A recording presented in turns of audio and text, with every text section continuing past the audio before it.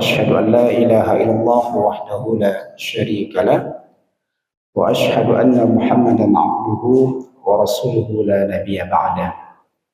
يا أيها الذين آمنوا اتقوا الله حق تقاته ولا تموتن إلا وأنتم مسلمون. اللهم صل وسلم على نبينا محمد وعلى آله وأصحابه أجمعين. أما بعد. Ikhwani wa akhwati fillah rahimani wa rahimakumullah. Kita bersyukur kepada Allah Subhanahu wa taala dengan mengatakan alhamdulillahirabbil alamin atas nikmat yang banyak sekali Allah berikan kepada kita. Allah berikan kesempatan, Allah berikan kesehatan yang paripurna.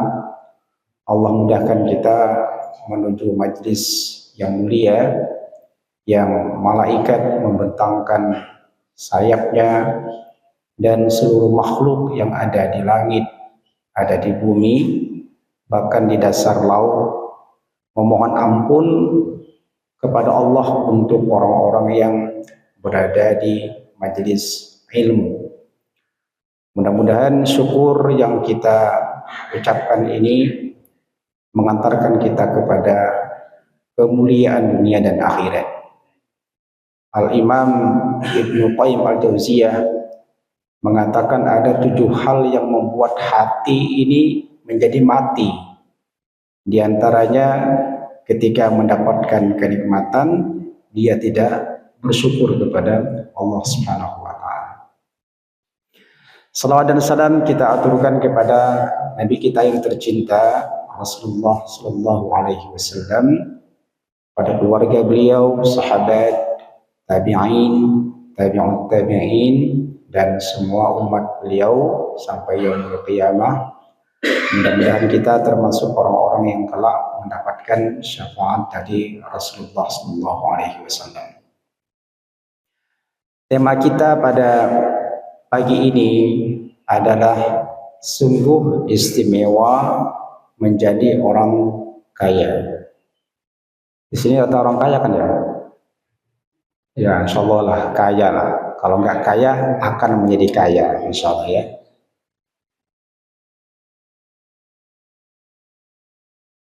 Tema ini sengaja kita suguhkan untuk menghibur diri kita. Satu, bagi mereka yang kaya. Yang kedua juga menghibur kita yang belum kaya, yang miskin. Maka dua-duanya istimewa. Yang kaya dia punya keistimewaan, yang miskin juga mereka punya keistimewaan.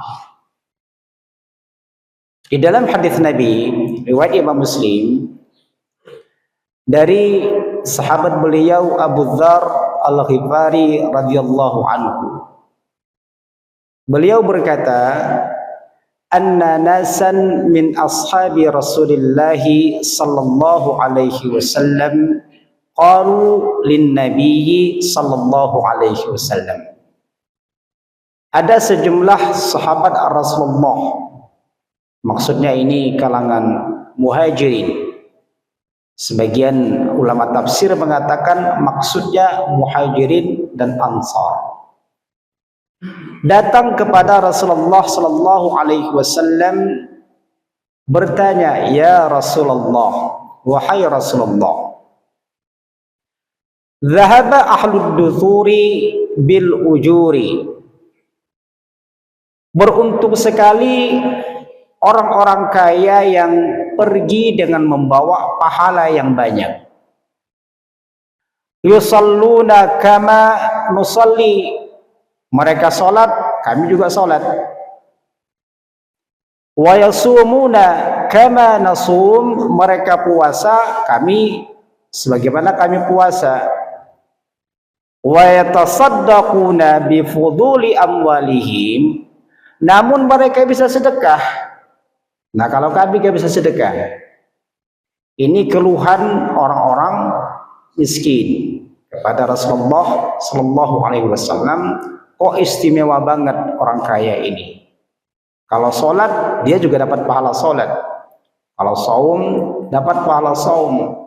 Nah, cuma kita yang miskin nih, kalau dapat pahala sedekah nggak bisa. Yang hanya bisa adalah orang-orang yang kaya saja. Qala sallallahu alaihi wasallam, kemudian Nabi sallallahu alaihi wasallam bersabda, "Awalaysa qad ja'alallahu lakum ma tasaddaqun?" Bukankah Allah telah menjadikan bagi kalian jalan untuk bersedekah? Kemudian Nabi menjelaskan kembali, "Inna bikulli tasbihatin sadaqatun." Sesungguhnya setiap ucapan tasbih subhanallah itu adalah sedekah. Wa kulli takbiratin sadaqatun, pengucapan Allahu Akbar sedekah. Wa kulli tahbidatin sadaqatun, setiap ucapan alhamdulillah itu sedekah. Wa kulli tahlilatin sadaqatun, setiap ucapan la ilaha illallah sedekah. Wa amrun bil ma'rufi sadaqatun, nyuruh kepada yang baik sedekah. Wa nahyun an munkarin sadaqah, melarang orang supaya tidak melakukan dosa dan kesalahan sedekah. Wa fi but'i ahadikum sadaqatun, bahkan berhubungan intim dengan istri sedekah. Qalu ya Rasulullah, para sahabat bertanya kembali, ayati ahaduna syahwatahu wa yakunu lahu fiha ajrun? Wahai Rasulullah, bagaimana bisa salah seorang di antara kami melampiaskan syahwatnya kok bisa dapat pahala? Qala, Rasulullah menjelaskan, ara'aitum law wada'aha fi haramin akana alaihi fiha wizrun? Bagaimana pendapat kalian seandainya hal tersebut disalurkan di jalan yang haram, apakah dia mendapatkan dosa? Pasti ya. Wa kadzalika idza wada'aha fil halali kana lahu ajrun. Demikian pula kalau orang meletakkan pada yang halal, maka dia mendapatkan pahala. Ini hadisnya riwayat Imam Muslim. Nah, jamaah Allah muliakan, para ulama menjelaskan hadis yang kita bacakan tadi ini menunjukkan hebatnya para sahabat radhiyallahu anhum ajma'in, baik mereka kalangan muhajirin, kalangan al-ansar, dan mereka ini sama-sama bersemangat dalam urusan amal saleh. Siapapun kalangan para sahabat, yang kaya, yang miskin, itu sama-sama mereka punya semangat dalam beramal saleh. Wa quwwati raghbatihim fil khairi, dan mereka amat sangat cinta dalam urusan kebaikan. Nah, ini istimewanya para sahabat nih. Makanya sahabat Nabi Ibnu Mas'ud sampai mengatakan, andaikan para sahabat menganggap itu baik, maka pasti Allah akan menganggap baik. Ketika para sahabat itu menganggap buruk, pasti Allah akan menganggap buruk. Nah, ini istimewanya para sahabat. Dan para sahabat ini kanu yakhzanuna ala ma yata'adzaru alaihim fi'luhu minal khairi. Tapi kalau dia gak bisa melakukan kebaikan sebagaimana orang lain kok bisa, nah, dia sedih. Misalnya ada orang sedekah, dia gak sedekah, sedih dia. Orang kaya enak dong, bisa sedekah. Saya orang miskin gimana mau sedekah? Sedih mereka. Kemudian hadis ini juga menggambarkan bahwasanya orang miskin pada masa itu, kalangan sahabat, mengira bahwa sedekah itu bentuknya hanya harta. Jadi kalau nggak berharta, nggak bisa bersedekah. Itu pandangan orang miskin pada masa itu, kalangan para sahabat. Sehingga apa yang menyebabkan demikian? Sedih mereka. Jadi kadang-kadang perspektif yang salah dalam memaknai sebuah kata itu bisa menyebabkan kita sedih.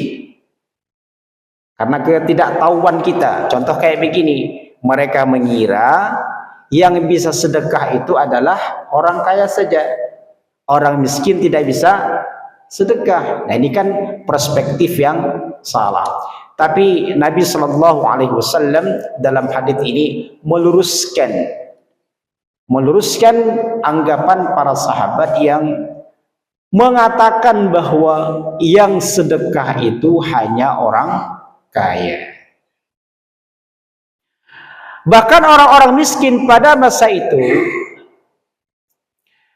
tidak hanya bersedih ketika dirinya nggak bisa sedekah, orang lain bisa sedekah, tapi juga dalam urusan jihad.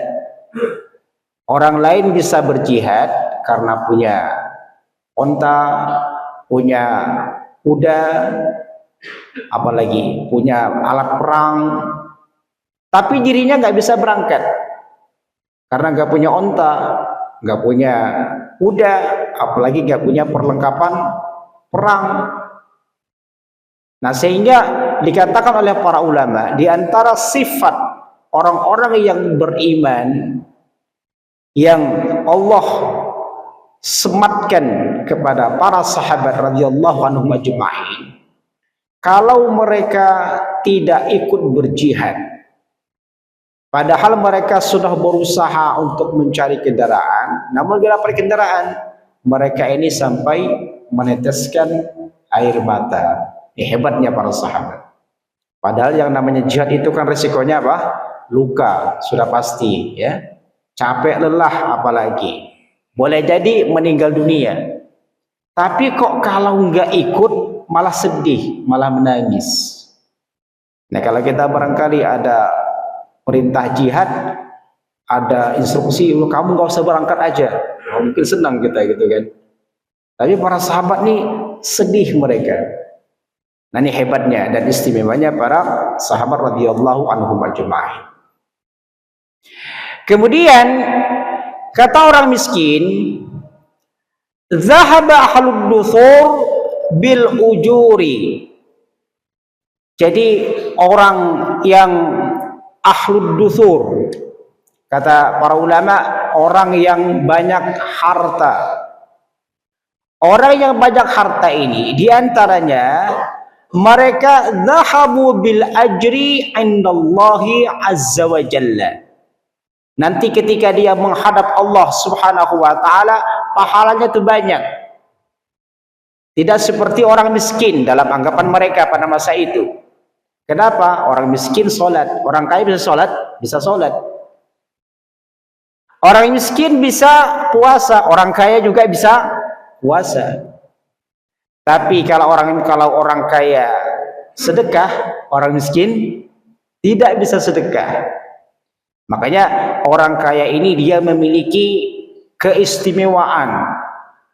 Dia punya potensi untuk memiliki pahala lebih besar, ya, ketimbang orang-orang miskin. Tapi satu sisi juga, ya, orang kaya potensi untuk Allah azab dibandingkan dengan orang miskin karena salah meletakkan dan menggunakan harta. Nah, Allah subhanahu wa ta'ala membedakan mereka yang kaya dan miskin karena faktor sedekah. Tentu orang kaya sedekahnya selain dengan amal soleh, bisa sedekahnya dengan harta, dan ini tidak dimiliki oleh orang miskin. Orang miskin mungkin sedekahnya dengan cara yang lain. Gak bisa dia sedekah sama dengan orang dengan hartanya. Mau pakai uang, ya gak punya uang. Sedekah mau apa misalnya, sedekah kendaraan, ya apalagi gak punya kendaraan. Tapi kalau orang kaya, dia bisa sedekah dengan uang, bisa sedekah dengan kendaraan, dan seterusnya. Sehingga orang-orang miskin pada waktu itu memiliki sifat iri kepada orang yang memiliki harta, dan harta mereka ini bisa digunakan untuk bersedekah. Sehingga para ulama, annal fuqara ghadabu ahlad duthuri bima yahsulu lahum min ajri sadaqah bi amwalihim. Orang-orang fakir ini iri kepada orang yang memiliki harta banyak, sehingga mereka dapat pahala juga banyak dari sedekah yang mereka lakukan itu. Maka ketika orang-orang miskin ini iri dengan orang-orang kaya, Nabi meluruskan pemikiran orang miskin itu. Ini dalam masalah iri, dalam masalah asad nih ada dua pengertian. Ini yang warna merah ada namanya ghabafu. Ini kalau kita terjemahkan juga iri. Tapi ada bahasa Arab namanya al-hasadu, hasad. Itu juga maknanya iri. Kenapa dalam hadis ini ada bahasa ghabafu? Nah, ini keistimewaan para sahabat. Jadi irinya para sahabat ini adalah iri yang dibolehkan. Dalam urusan apa? Kata Nabi sallallahu alaihi wasallam, la hasada fitnataini. Tidak ada iri dan dengki kecuali dalam dua orang atau terhadap dua kelompok manusia. Pertama, rajulun atahullahu malan fasallatahu ala halakatihi fil haqqi. Orang yang Allah anugerahkan harta, kemudian mereka menghabiskan harta itu untuk jalan Allah. Nah, iri kepada orang seperti ini dibolehkan. Oh, dia kaya, tapi kekayaannya itu membantu kaum muslimin, hartanya berguna bagi pendidikan, bagi kemakmuran orang-orang yang susah. Nah, kita dan para sahabat iri kepada mereka yang seperti ini, dan ini dibolehkan. Yang kedua adalah rajulun atahu Allahu hikmatan wa huwa yaqdi biha wa yu'allimuha. Orang yang Allah anugerahkan ilmu, dia bisa ngamalkan, dia bisa ngajar. Jadi hal ini dibolehkan iri untuk dua kelompok ini. Makanya para ulama mengistilahkan ada namanya hasad hakiki, yang kedua hasad majazi. Hakiki itu maksudnya yang sesungguhnya, hasad yang sesungguhnya. Yang seperti apa? Seperti kita melihat harta, kedudukan, keistimewaan atau apapun karunia Allah yang diberikan kepada dia, kita inginnya bahwa kenikmatan itu pindah ke kita, kita miliki dan pindah ke kita. Nah, itu namanya iri hakiki yang tidak dibolehkan. Jadi misalnya dia katakanlah dalam urusan kepemimpinan contoh ya, kok dia yang terpilih misalnya, kita malah berpikir gimana yang harusnya jadi pemimpin saya aja. Jadi kenikmatan yang Allah berikan kepada dia berupa pemimpin, kepinginnya pindah kepada kita. Nah, itu namanya hasad yang tidak dibolehkan, yang haram. Hasad hakiki. Tapi ada namanya hasad majazi.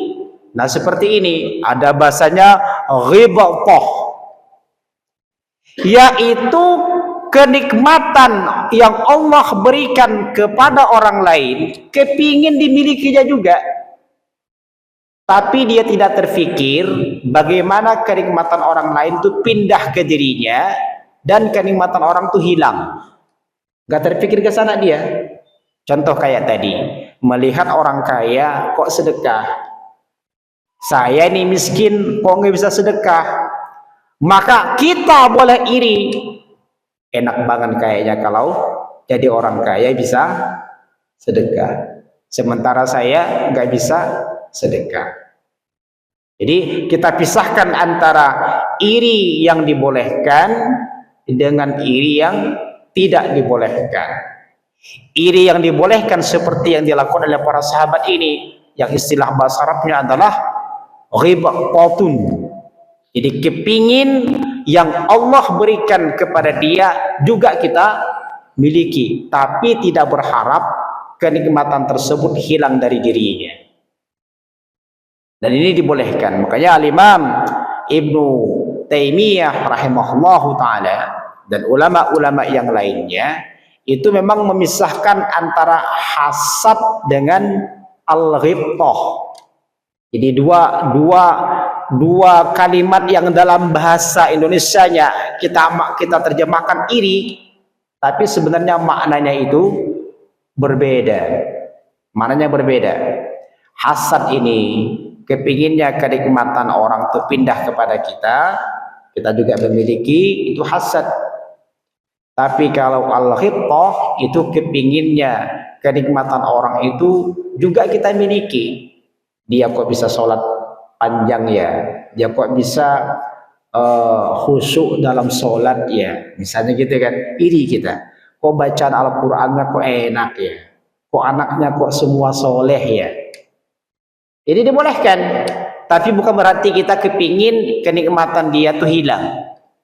Nah, namun kalau al-hasad itu tadi, dia punya kepemimpinan, kepinginnya pindah ke dirinya. Jadi berharap kenikmatan Allah pada dirinya itu hilang dan pindah ke kita. Jamaah Allah muliakan, Nabi dengan pemikiran para sahabat seperti itu yang menganggap bahwa yang sedekah ini bisanya hanya orang kaya saja. Maka Nabi dalam hadis ini mengatakan bahwa anna ma'na sadaqah wasi'un. Jadi sebenarnya makna sedekah ini luas sekali. Luas sekali. Dalam hadis Imam Al-Bukhari dan Muslim, Rasulullah mengabarkan kepada mereka, para sahabat, anna jami'a anwa'i fi'la ma'ruf wal ihsan sadaqatun. Jadi Nabi mengabarkan kepada para sahabat semua perbuatan baik dan semua kebaikan itu sedekah. Nah, terbuka nih pikiran para sahabat. Semua perbuatan baik dan semua kebaikan itu adalah sedekah. Jadi kita gak usah putus asa dia miskin nih, ya. Peluang sedekah nih banyak banget. Kalau orang kaya, Allah istimewakan mereka dengan harta. Tapi kita jangan kalah. Kita orang miskin juga bisa bersedekah. Dengan apa? Melakukan perbuatan yang baik, melakukan kebaikan. Kata Nabi bahwa kullu ma'rufin sadaqatun. Setiap yang baik, setiap kebaikan itu adalah sedekah. Berarti sedekah ini mencakup semua jenis perbuatan, semua jenis pemberian. Bahkan Allah saja ketika memberi hambanya itu juga bisa maknanya adalah sedekah, karena memberi, karena melakukan kebaikan. Jadi kata para ulama tafsir, Allah menganugerahkan karunia kepada hambanya, Allah sedekah. Tapi kita jangan sampai salah dalam memaknai ini, ya. Bukan berarti sifat Allah sama dengan sifat manusia. Perbuatan Allah bukan sama dengan perbuatan manusia, beda. Tapi secara kalimat demikian. Kata Nabi, "Awalaysa qad ja'alallahu lakum ma tasaddaqun?" Bukankah Allah telah menjadikan kalian untuk sedekah? Artinya bisa dengan menggunakan apa saja kalian sedekah. Ini hebatnya Nabi itu, kalau para sahabat keliru, itu Nabi nggak langsung menyalahkan, tapi Nabi itu mengajak berpikir. Kalau dalam bahasa kita sederhana, misalnya enak dong menjadi orang kaya, bisa sedekah. Kami ini nggak bisa sedekah karena nggak punya harta. Nabi nggak mengatakan, nggak mengatakan apa misalnya apa kamu salah misalnya gitu ya, nggak begitu. Tapi Nabi mengajak dialog dulu. Bukankah Allah juga bisa menjadikan hal-hal apa saja untuk bisa sedekah? Nah, ini cara dialog yang bagus. Kalau istri nanya, ya tanya lagi. Misalnya abi atau ayah atau apalah sayang misalnya, nggak ada uang ya, misalnya dia nanya begitu. Kita tanya lagi, ya gimana mau ada uang, coba dari kemarin juga nggak beli beras, berarti kan nggak ada uang. Nanya lagi. Jadi ini cara dialog, jangan sampai ada uang nggak, oh ya mau nggak ada, atau nggak ngerti ya Pak, misalnya gitu kan. Jadi tanya saja. Itu cara dialognya yang memberikan dampak positif ya. Jamaah Allah muliakan, hadis ini juga menjelaskan bahwa dorongan untuk kita semua, bahwa baik kita yang kaya atau kita yang miskin, itu untuk bersedekah tidak hanya dengan harta, tapi bisa bersedekah dengan selain harta. Jadi itu semua nih untuk kaum muslimin, yang kaya, yang miskin, yang fakir, apalagi yang hebat, yang belum hebat. Maka dorongan untuk kita bersedekah nih nggak mesti harus dengan harta, berlomba-lomba dalam bersedekah. Nah, bagaimana bentuk sedekah kalau kita terutama yang nggak punya harta ya? Tapi kan nyaris hari ini rata-rata orang punya harta, walaupun hartanya barangkali beragam ya, ada yang banyak, ada yang belum banyak. Tapi rata-rata bisa untuk zaman ini di bumi sani terutama ya. Kata Nabi, "Inna bikulli tasbihatin sadaqatun." Jadi tasbih ini, mengucapkan subhanallah, ini sedekah. Nah, kan hebat tuh. Udah rajin-rajin aja sedekah gitu kan, dengan cara mengucapkan apa? Tasbih, subhanallah, sedekah. Wa kulli takbiratin sadaqah, mengucapkan Allahu Akbar, sedekah. Ini bisa kita mengalahkan orang kaya nih. Jangan-jangan orang kaya gak sempat dia untuk bertasbih, bertakbir. Wa kulli tahmidatin sadaqatun, mengucapkan alhamdulillah, sedekah. Wa kulli tahlilatin sadaqatun, dan mengucapkan la ilaha illallah, sedekah.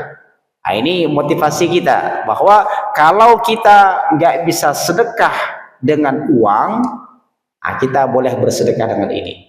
Nilainya sama, nilainya sedekah.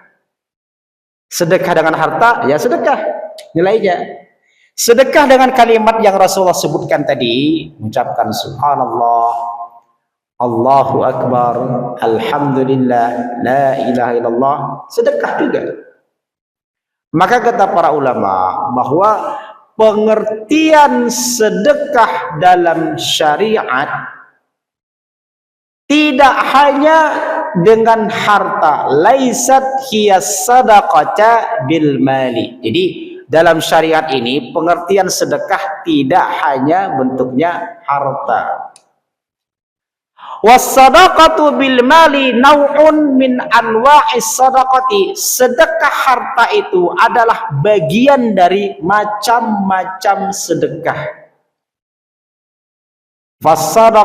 Fasadaqatu isalul khair. Sedekah itu intinya adalah menyampaikan kebaikan, melakukan kebaikan. Berarti kalau dia memberikan harta, menunjukkan dia telah menyampaikan kebaikan melalui harta. Dan ini bisa bermanfaat bagi dirinya, bermanfaat bagi orang lain. Kalau dia melakukan tasbih, tahmid, itu juga dia melakukan kebaikan, walaupun kebaikannya hanya untuk dirinya.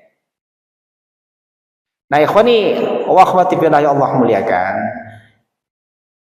Ini banyak jenis-jenis sedekah yang Rasulullah sebutkan dengan kalimat sadaqatun. Misalnya ketika ada orang safar, dia mengqashar salat asar. Kata hadis riwayat Imam Muslim, sadaqatun tasaddaqallahu biha alaikum fa aqbalu sadaqatahu. Kan Rasulullah kan memerintahkan para sahabat kalau safar itu untuk di jamak zuhur 2 rakaat, asar 2 rakaat, atau katakanlah kita jamaah sini zuhur 4 rakaat karena kita mau safar, lanjut lagi asar 2 rakaat misalnya. Kalau kita kerjakan berarti itu kita sedekah atau menerima sedekah dari Allah. Itu sedekah Allah tuh.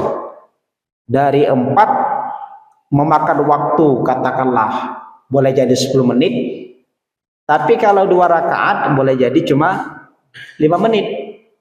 Sedekah Allah untuk manusia. Maka perkara-perkara syariat seperti ini jangan kita sepelekan. Ya. Jadi misalnya, loh saya ini kan bisa sholat 4 rakaat. Gitu kan, padahal kita safar. Dan safar ini kalau sholatnya di jamak itu adalah sedekah dari Allah Subhanahu wa ta'ala. Kita katakanlah misalnya lagi puasa, lagi sakit, jangan kita paksakan untuk puasa, karena kalau sakit kemudian kita tidak puasa itu adalah uzur, sedekah dari Allah Subhanahu wa ta'ala untuk kita boleh tidak puasa dan menggantikannya ketika kita salat. Apalagi bisa yang sering terjadi itu, ya banyak perkara-perkara yang kadang-kadang kita sepelekan, ya, padahal dia adalah sedekah dari Allah Subhanahu wa ta'ala. Nah, ada lagi sedekah dari Allah yang disebutkan Nabi. Katakanlah kita punya kebiasaan sholat malam, namun satu hari karena kita mungkin lelah, capek, sehingga kita nggak sempat sholat malam. Ketika kita tidak sholat malam, namun sebelumnya kita punya kebiasaan sholat malam, itu adalah sedekah dari Allah. Kita bisa tidur. Yang awalnya kita belum bisa tidur. Dari jam 2:30 misalnya, sampai jam subuh. Kita katakanlah nggak tidur karena sholat malam. Tiba-tiba nggak sholat malam, jadi tidurnya pules. Itulah sedekah dari Allah Subhanahu wa ta'ala. Kita tetap dapat pahala sholat malam karena kita punya kebiasaan sholat malam. Jadi jamaah Allah muliakan, makna sedekah ini harus kita luaskan.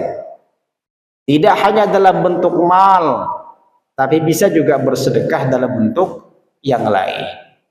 Nah, ada hadis lagi riwayat Imam Abu Naim dalam kitab Al-Hilyah. Allah ini memberikan sedekah setiap hari, dan tidak ada sesuatu yang Allah berikan kepada salah satu makhluknya yang lebih daripada karunia-Nya berupa zikir. Coba renungkan kalimat ini. Allah ini sedekah kepada hambanya setiap hari, dan sedekah yang istimewa kepada seorang hamba ketika dia bisa berzikir. Zikir itu maknanya luas ya. Bisa berzikir tadi kalimat subhanallah, alhamdulillah, la ilaha illallah dan seterusnya. Zikir juga bisa maknanya ibadah, baca Quran, mengingat Allah dalam hal yang lain. Jadi itu adalah sedekah Allah yang terbaik untuk makhluknya.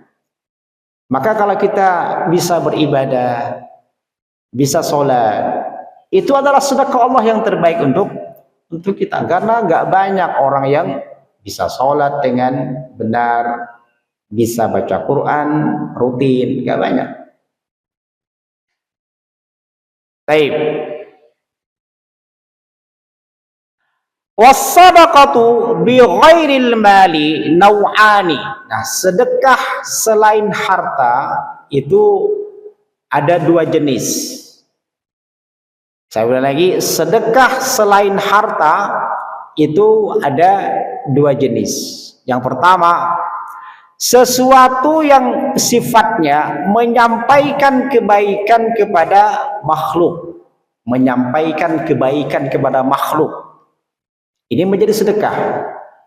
Bahkan sedekah seperti ini, sedekah yang sifatnya bukan harta, itu lebih utama dari sedekah harta. Apa contohnya? Al-amru bil ma'ruf wan nahyu 'anil munkar. Nyuruh orang kepada kebaikan, melarang orang dari dosa.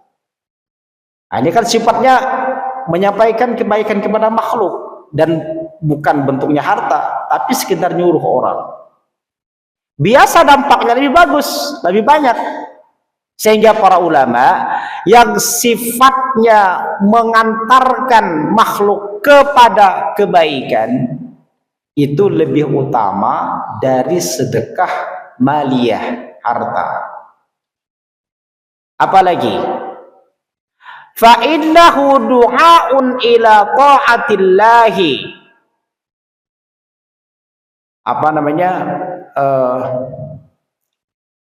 Wakafun an ma'asihi. Jadi maksudnya pengertian beramar ma'ruf, bernahi mungkar ini ngajak orang kepada ketaatan kepada Allah ya, dan menghalangi orang dari maksiat. Nah, perhatikan bahasa di sini, wa dzalika khairun minan naf'i bil mali. Hal yang demikian itu lebih baik manfaatnya ketimbang harta. Ya, gara-gara kita larang dia dari dosa dan maksiat. Kalau harta kan cuma ya segitu saja. Kita kasih dia 100.000 misalnya, hanya sebatas untuk makan, minum dan seterusnya. Tapi kalau kita larang dia dari dosa, dia bisa masuk surga. Kita suruh dia berbuat kebaikan, dia bisa masuk surga. Nah, ini maksudnya. Yang kedua contohnya lagi, ta'limul ilmin nafi, ngajarin orang ilmu yang berguna. Itu lebih berguna ketimbang ngasih harta. Makanya pekerjaan ngajar nih tidak hanya dalam bentuk formal. Jadi kalau misalnya saya ngajar yang bapak-bapak, tidak hanya seperti ini ngajar. Ngajar itu banyak medianya, banyak tempatnya. Dan kapan saja bisa kita peluang ngajar. Ngajar anak, ngajar istri, ngajar orang tua, ngajar mertua, ngajar teman. Jadi kita arahkan dia kepada kebaikan, itu namanya juga ngajar. Itu lebih berguna ketimbang kita kasih dia uang misalnya. Apalagi wa iqra'ul Qur'an, ngajarin orang Al-Qur'an. Lebih mulia, lebih istimewa. Ini bisa menyelamatkan masyarakat. Jadi pernah kita sampaikan sekian bulan yang lalu itu, kalau ada komunitas Al-Quran itu biasa masyarakatnya tuh aman, ada ketenangan. Tapi kalau tidak ada komunitas Al-Quran itu biasa bermasalah masyarakatnya. Ada saja sesuatu yang ganjil. Wa izalatul adza 'anit tariq, membuang sesuatu yang menghalangi orang ketika jalan. Ada duri, ada kayu yang menghalangi orang, apalagi ada batu yang mau parkir susah, misalnya gitu ya. Jadi kalau kita bersihkan jalan dari perkara-perkara yang menghalangi orang, itu lebih baik, lebih banyak manfaatnya ketimbang hanya sekedar harta. Wasa'yu fi jalbin naf'i linnasi, atau berupaya mendatangkan manfaat bagi manusia. Apa misalnya bikin program A, bikin program B yang manfaatnya bisa dirasakan oleh orang, itu lebih bagus, lebih utama ketimbang hanya sekedar sifatnya harta maliyah.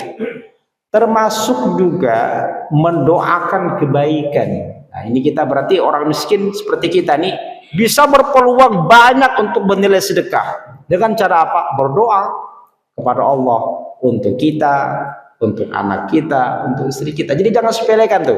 Berdoa kepada sekedar Rabbighfirli, atau misalnya Allahumma ighfir lahum, atau Rabbana ighfir lana. Itu sekedar begitu, itu sedekah. Dan ini gak bisa kita gantikan dengan maliyah, dengan harta. Ini para ulama mengatakan bahwasanya sedekah dengan selain harta, dalam contoh-contoh yang ada di sini, guru orang kepada kebaikan, melarang orang dari maksiat, apalagi tadi ngajar Al-Quran, ngajar ilmu, membuang sesuatu yang menghalangi orang dari jalan, kemudian mengarahkan orang untuk mengikuti kegiatan yang bermanfaat, berdoa untuk kaum muslimin, ini lebih utama daripada sedekah harta. Nah, motivasi para ulama sebagaimana disebutkan di dalam hadis Imam At-Tabrani, man kana lahu mal fayatasaddaqu min malihi, siapa yang memiliki harta, sedekahlah dia dengan hartanya. Pasti itu ya. Wa man kana lahu quwwah, siapa yang punya kekuatan. Kekuatan apa? Misalnya kekuatan bisa tanda tangan, apalagi kekuatan bisa nyuruh orang, kekuatan tenaga, kekuatan ilmu, maka bersedekahlah dia dengan kekuatannya.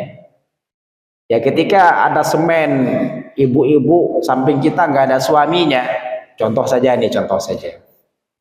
ya, nggak ada suaminya, anak laki-lakinya juga barangkali nggak ada, tapi dia boleh semen. Tukang barangkali tukang apa namanya, yang jual semen cuma naruh semen depan pintu misalnya gitu kan. Maka kalau kita punya kekuatan, punya kemampuan bisa ngangkat semen, nah itu sedekah. Jadi kita bisa sedekah dengan kekuatan kita, dengan tenaga kita.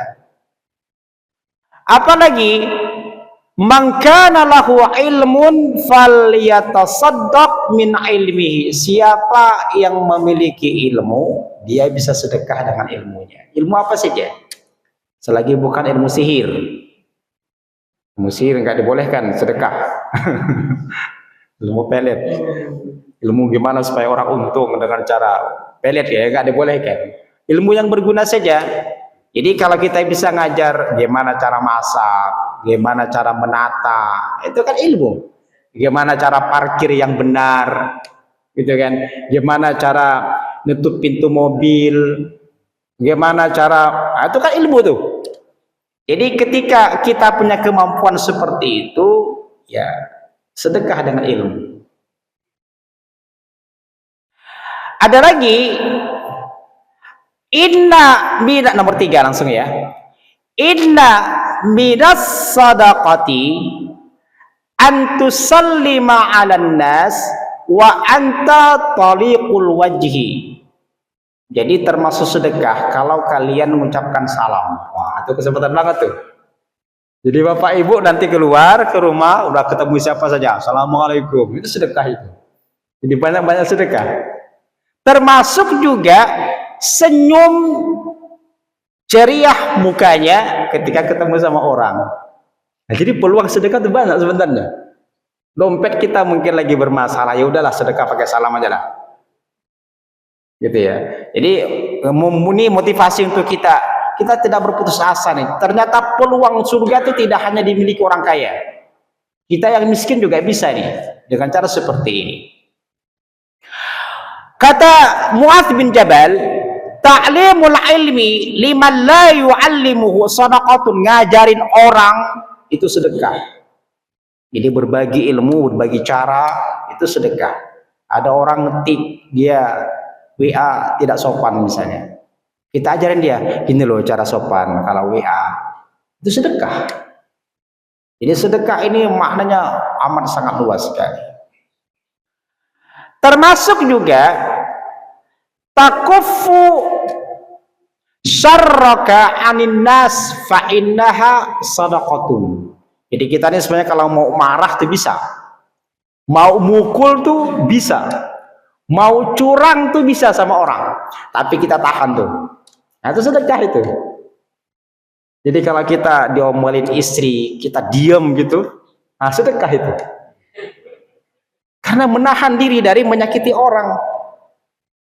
Nah, kan peluang sedekah ini kan banyak sekali. Ini hadisnya Masya Allah luar biasa ya.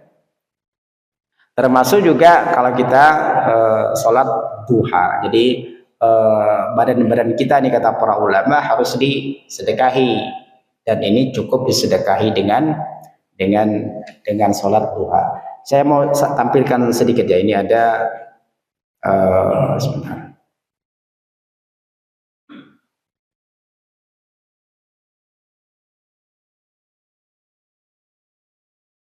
Coba kalau kita lihat ini kan perintah Nabi nih, hadisnya jelas nih.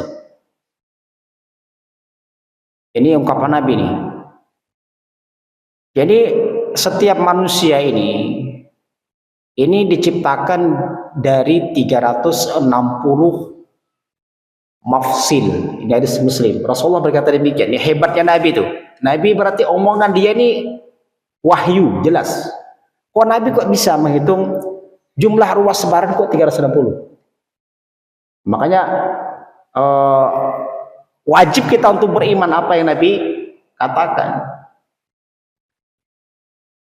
Nah, kita penemuan dalam medis baik barat maupun timur, ketika dicek memang nyata bahwa sendi manusia itu 360.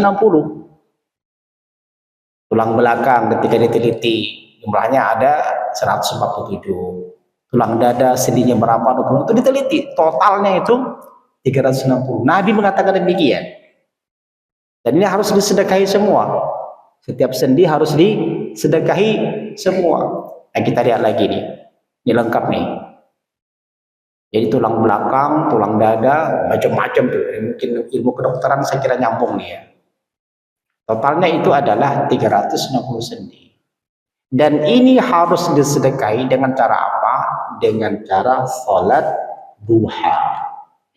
Sholat duha 2 rakaat atau sholat duha 4 rakaat. Tapi kita lanjutkan lagi.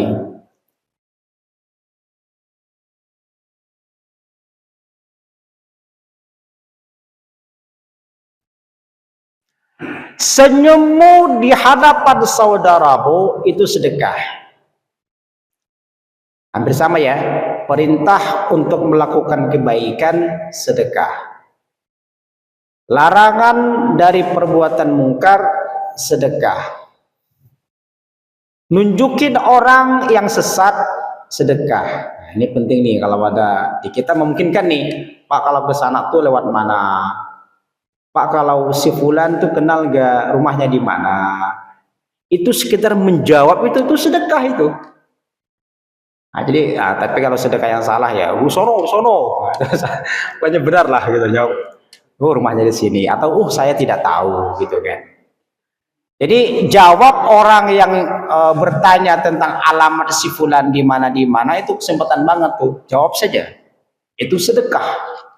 Sedekah. Ya siapa tahu selain kita jelas sedekah ya dia nanti berdoa kepada Allah, alhamdulillah gitu kan tadi si fulan tunjukin saya mudah-mudahan keluarganya barokah. Itu kan enak banget tuh. Kita tidak tahu apakah dia berdoa seperti itu. Apalagi menyingkirkan batu. Jadi bikin program aja, program setiap hari nyabut rumput, ngambil kerikil, program kan yang ngalangin orang dari jalan gitu. Itu sedekah.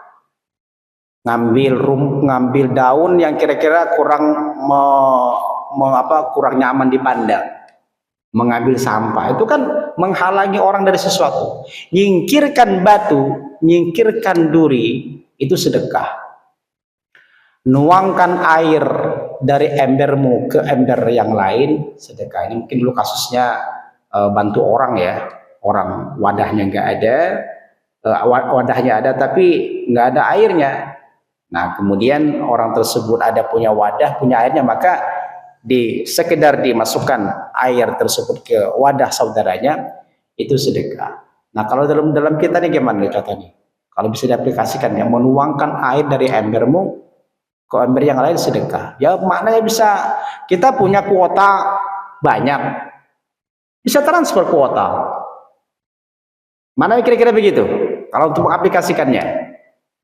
Kita punya apa lagi yang kira-kira bisa disedekahkan ke orang?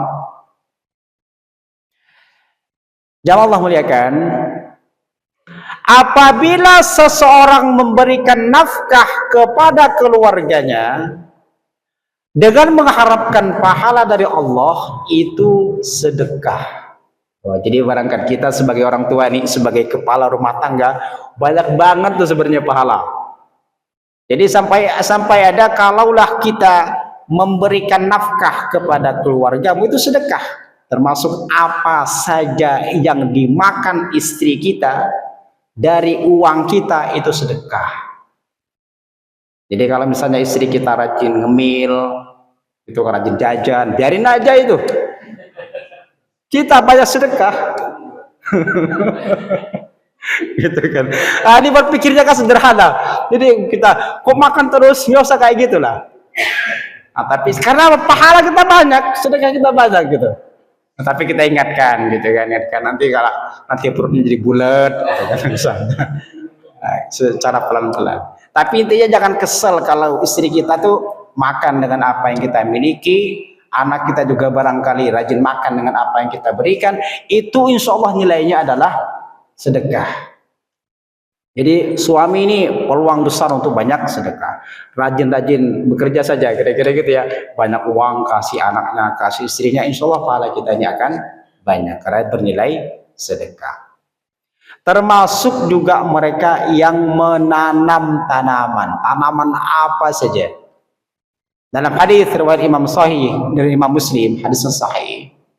Kata Rasulullah, tidaklah seorang muslim menanam tanaman kecuali apa yang ditanamnya itu dimakan oleh apa saja, oleh dirinya, dimakan oleh keluarganya, termasuk juga dimakan oleh binatang.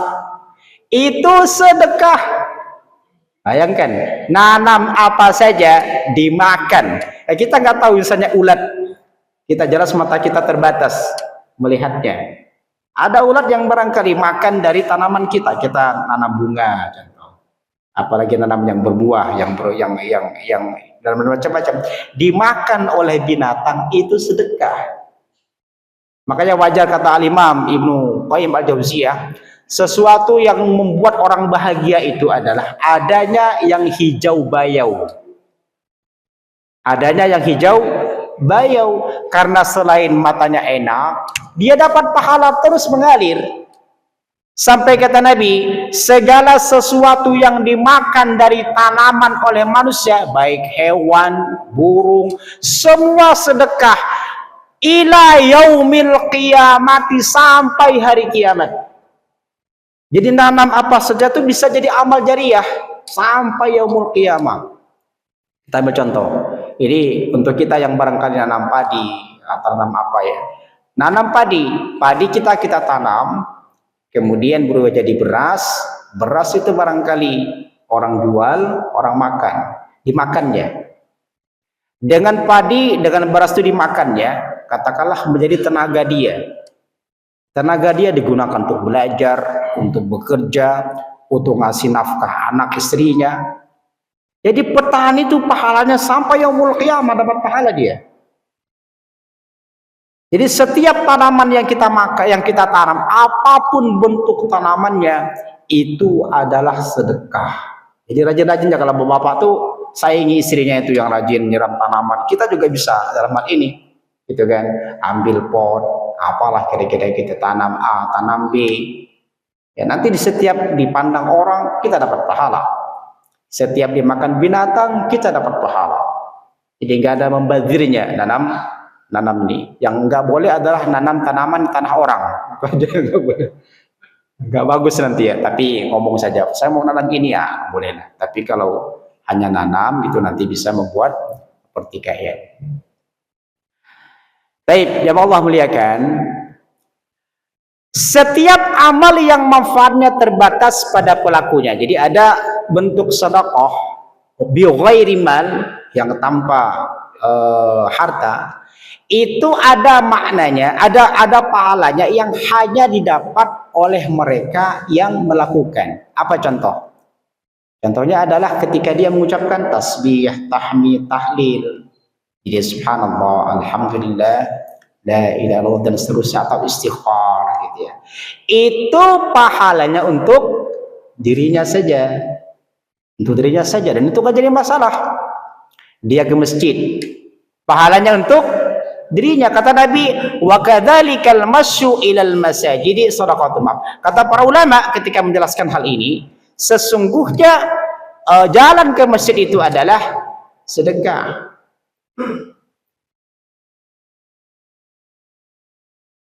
Wa aktsaru hadhihi al-a'mali afdalu min as-sadaqati al-maliyah.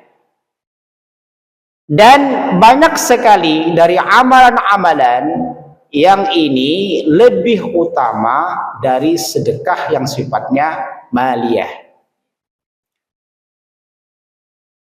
Wa innama dzakara dzalika jawaban li su'alil fuqara alladzi sa'aluhu amma yuqawimu tutawwa'u aghniyai bi'awalihim. Nah ini ternyata jawaban Nabi menghibur orang-orang yang pada masa itu bertanya, mengeluh lah gitu ya. Kok orang kaya kok enak banget ya bisa sedekah. Nah Nabi memberikan jawaban yang amat sangat tepat begitu. Ternyata sedekah nih nggak hanya dengan cara harta, tapi sedekah itu dengan macam-macam perbuatan. Bisa bentuknya berpikir, bisa bentuknya kebaikan, termasuk tadi nanam tanaman saja itu adalah sedekah.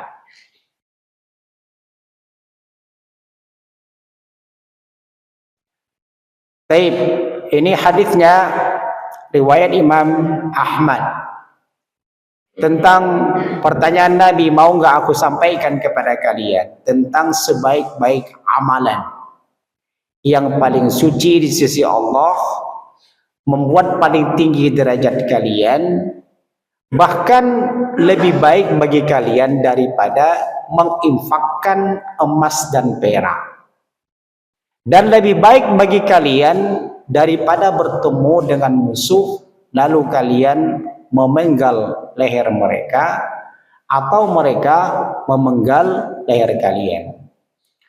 Apa jawaban kata Nabi? Jawabannya satu, berzikir kepada Allah. Berzikir kepada Allah ini lebih istimewa. Tapi jangan salah dalam memperspektifkan ya. Oh berarti daripada berjihad mendingan berarti ayat salah juga begitu berpikirnya. Ini artinya pahala zikir ini besar sekali. Memuji, mensucikan Allah ya. Bertahlil, maksud saya mengucapkan kalimat la ilaha illallah itu lebih besar pahalanya, lebih utama dalam hadis ini ketimbang kalian menginfakkan emas dan perak bahkan ketika bertemu dengan musuh. Nah, ini motivasi untuk kita rajin berpikir. Dari sahabat Nabi Abu Darda radhiyallahu anhu, dia berkata bahwasanya la an aqulallah la an aqula Allahu akbar mi'ata marrah, seandainya aku mengucapkan kalimat Allahu akbar 100 kali. Ini athar ya, athar para sahabat. Abu Darda radhiyallahu anhu, seandainya aku mengucapkan Allahu akbar 100 kali, maka lebih aku sukai daripada aku bersedekah 100 dinar. Ini wajar Abu Darda ngomong begitu, karena Abu Darda orang yang tidak kaya. Abu Darda.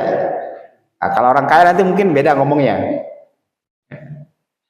Kata Sulaiman Al-Farisi dan beberapa kalangan dari kalangan tabi'in, mereka mengatakan inna dzikra afdalu minas sadaqati bi'adadihi minal mali. Zikir itu lebih utama daripada sedekah sejumlah yang sama. Artinya kalau tasbih 1000, maka itu lebih utama ketimbang infak 1000. Kira-kira gitu maksudnya ya. Itu ungkapan sahabat dari kalangan sahabat dan kalangan tabi'in. Ini dahsyat lagi. Siapa yang mengatakan la ilaha illallah wahdahu la syarikalah, lahul mulku wa lahul hamdu yuhyi wa yumiit wa huwa ala kulli syai'in qadir 100 kali dalam sehari, maka pahalanya sama dengan memerdekakan 10 budak. Berapa tuh satu budak tuh? Mahal banget. Jadi membaca ini 100 kali dalam sehari itu pahalanya ya seperti memerdekakan budak 10 orang. Dicatat baginya 100 kebaikan, dihapus darinya 10 kejelekan, dijaga dirinya pada hari itu sampai malam. Nah, ini keistimewaan kalimat yang saya baca tadi 100 kali, dahsyat banget, mengalahkan kita memerdekakan budak 10 orang. Hadis yang lain, siapa saja yang mengucapkan kalimat yang tadi sebanyak 10 kali, maka dia seperti orang yang telah memerdekakan 4 jiwa dari keturunan Ismail. Ini dahsyat banget. Terakhir barangkali wa fi but'i ahadikum sadaqatun. Jadi pada kemaluan kalian itu ada sedekah. Gimana maksudnya? Ya berhubungan badan bersama istri kita. Kalau istri ya berarti dengan suaminya. Itu sedekah. Jadi rajin sedekah saja. Kalau nggak ada uang, rajin sedekah. Bilang sama istri, aku mau sedekah. Baik, jamaah Allah muliakan. Baik ketika kita berhubungan badan, niatnya boleh ada dua, menjaga kehormatannya atau membahagiakan istri. Itu dua-duanya nilainya sedekah. Jadi artinya sedekah yang gratis, yang membuat kita bahagia, istri juga bahagia, kita dapat pahala. Maka jadi peluang sedekah ini banyak. Nggak ada harta gitu, kalian dapur juga kosong, ya udah sedekah dengan istri saja. Itu insya Allah dapat pahala. Saya kira demikian, Bapak Ibu Allah muliakan. Sudah syurup ya? Sudah syurup. Mudah-mudahan apa yang kita sampaikan ini motivasi untuk kita yang berharta. Silakan ambil pahala dengan cara sedekah melalui hartanya. Bagi kita yang mungkin belum punya harta atau susah dalam masalah harta, silakan bersedekah dengan banyak kebaikan. Ya, kita bisa infak, kita bisa berzikir, kita bisa melakukan kebaikan, bisa menolong orang, termasuk juga bisa berhubungan badan, itu sedekah. Semoga Allah Jalla wa'ala memasukkan kita ke dalam kelompok hambanya yang sering bersedekah. Amin ya rabbal alamin. Wassallallahu ala nabiyyina Muhammadin wa ala alihi wa sahbihi ajma'in. Kita tutup dengan hamdalah dan kafaratul majlis. Alhamdulillahirabbil alamin. Subhanakallahumma wa bihamdika asyhadu an la ilaha illa anta astaghfiruka wa atubu ilaik. Assalamualaikum warahmatullahi wabarakatuh.